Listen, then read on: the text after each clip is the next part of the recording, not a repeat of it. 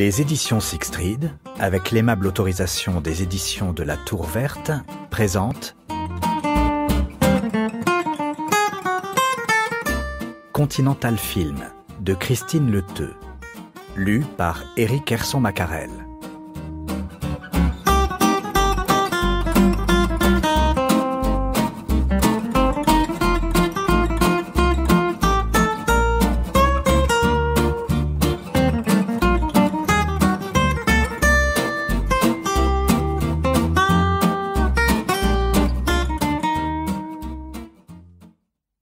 Paris, automne 1940.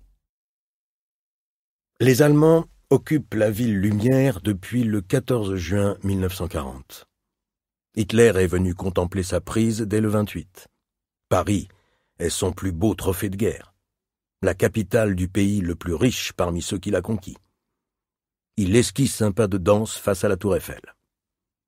Son acolyte, le ministre de la Propagande Joseph Goebbels, arrive 4 jours plus tard, le 2 juillet, et visite au pas de charge la capitale tant convoitée. Il contemple avec jubilation la vue splendide depuis la butte Montmartre en compagnie de soldats allemands. « J'aimerais habiter ici pendant quelques semaines », note-t-il dans son journal. Dès le début de l'occupation, Paris va avoir un rôle bien particulier pour les autorités allemandes. Ce sera la ville des plaisirs, celle où les soldats viennent en permission pour se détendre avant de repartir au front. Dès le 15 juillet 1940, un nouveau bimensuel en allemand paraît, Der Deutsche Weggleiter für Paris, le guide allemand de Paris, destiné aux soldats qui veulent tirer parti au mieux de la capitale. Paris est maintenant leur ville. On y vient pour profiter des restaurants, des musées, des spectacles et faire des emplettes dans les boutiques de luxe. Il est donc important que la vie économique de la capitale reprenne au plus vite. Le cinéma fait partie de ces industries de divertissement qui doivent repartir rapidement. Paris s'est vidé de ses habitants lors de l'offensive allemande du printemps. La plupart des gens de cinéma ont fui dans le sud de la France. L'industrie est à l'arrêt depuis mai 1940. Certains films commencés durant l'été 1939 ont été terminés entre mars et mai 1940, comme Remorque, 1941, de Jean Grémillon, ou Volpone, 1941, de Maurice Tourneur. D'autres œuvres resteront inachevées, comme Coup de foudre, d'Henri Decoing, avec Daniel Darieux. C'est à l'automne, en septembre et en octobre, que les acteurs et metteurs en scène vont lentement regagner la capitale, en espérant que la machine du cinéma se remette en marche en zone occupée.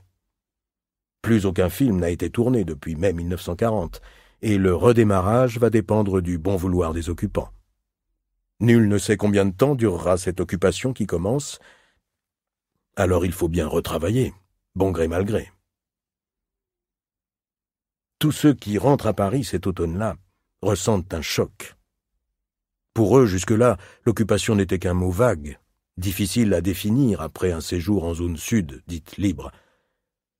Un jeune chanteur et comédien qui partage alors la vie d'Édith Piaf résume bien cette première impression. Tout juste rentré à Paris, Paul Meurice s'installe à la terrasse du Fouquet's sur les Champs-Élysées.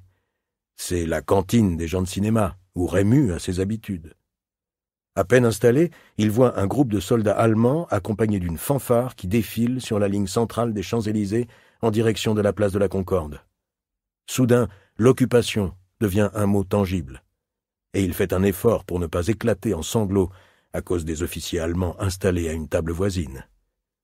Il remarque « Nous étions vaincus, mais à cet instant précis, nous comprîmes que l'humiliation escortait la défaite. » L'acteur Pierre Blanchard revient lui aussi à Paris après un long exode à travers la France. Il raconte « En 1940, l'armistice m'a trouvé à Royan, où j'étais avec ma famille depuis le 15 mai. Et je suis resté à Royan jusqu'à la fin du mois de juillet.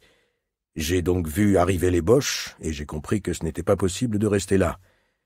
Nous étions dans un état de nerfs qui pouvait avoir des conséquences fâcheuses un jour sur l'autre. J'ai échappé du reste à des incidents avec des Allemands. J'ai décidé de partir avec ma famille pour le midi de la France et en région libre.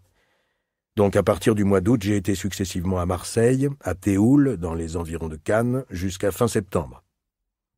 Au mois de septembre, nous étions coupés de nouvelles, nous ne savions pas au juste ce qui se passait à Paris, mais nous savions tout de même par des bruits et des échos que les théâtres rouvraient à Paris. À ce moment-là, le système de laissez-passer était très incertain. Enfin, je me suis débrouillé pour avoir un laissez-passer à la gendarmerie de Cannes, qui était d'ailleurs parfaitement irrégulier, mais enfin, je bénéficiais encore de cette espèce de doute, de pagaille.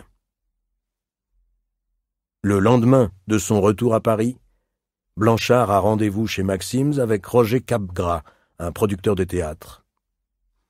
Je suis arrivé au rendez-vous à 12h30 ou 1h, et au moment où je suis entré dans le restaurant, j'ai vu là...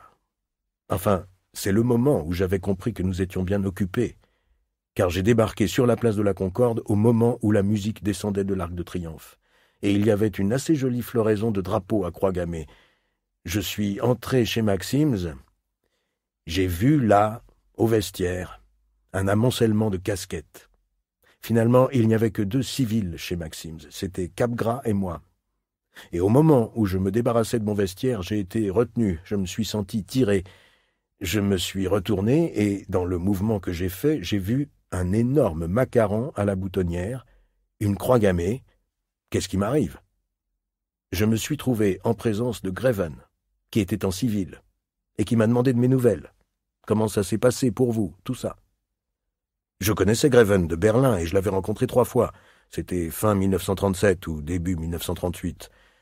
C'était pendant le film de Jean Grémillon qui s'appelait L'étrange Monsieur Victor. Et il y avait là Greven, qui venait de faire un film à la UFA et qui était en passe de devenir directeur de production.